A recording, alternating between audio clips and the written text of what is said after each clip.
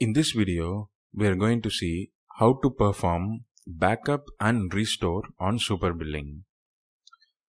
Go to Tools, scroll down, click on Backup and Restore. For now, you can backup your files on your computer.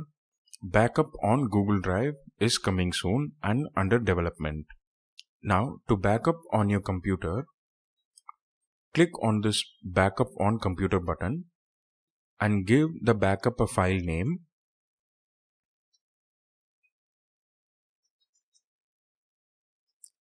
And select the location and click on Save. The backup have been saved.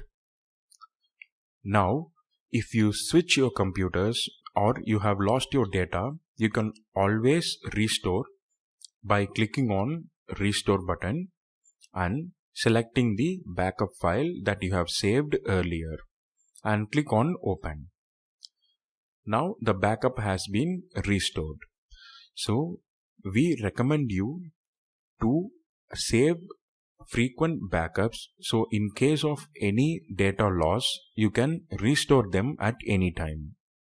Thank you for watching.